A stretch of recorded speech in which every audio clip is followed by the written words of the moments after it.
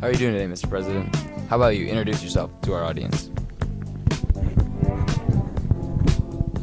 Well, I'm very well, thank you.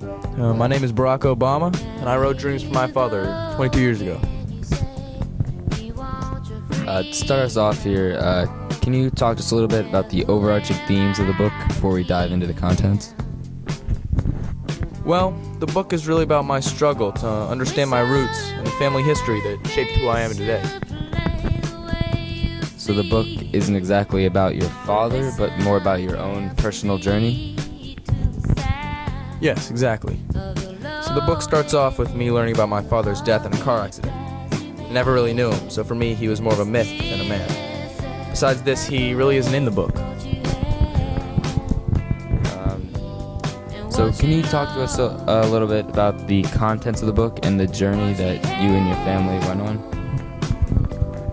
Well, my mom moved from a small town in Kansas called Osawatomie to the Hawaiian Islands, where she met my father, a promising young Kenyan student. They were married in 1961, and I was born the same year.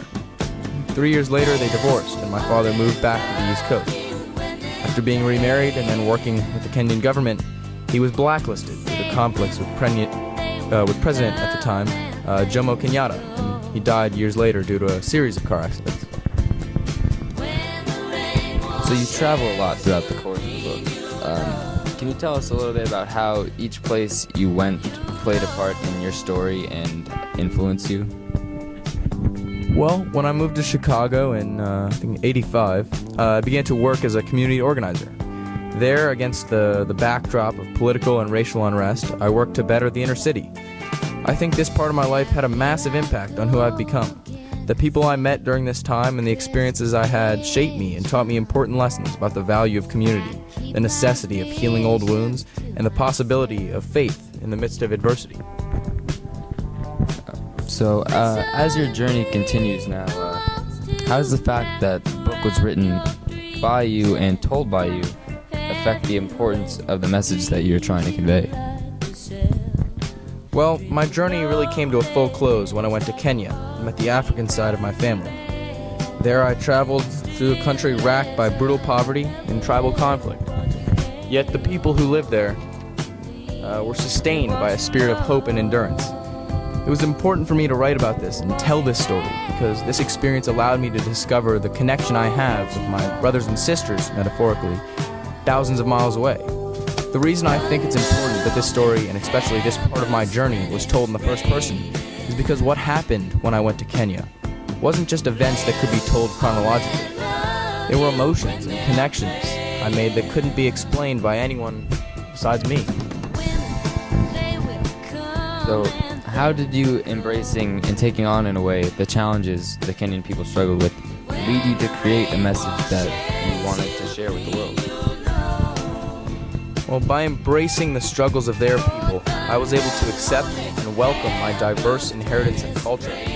This connection, or really reconnection, with my separated family and brothers and sisters of Kenya is something that's special to me. It's a big part of who I am.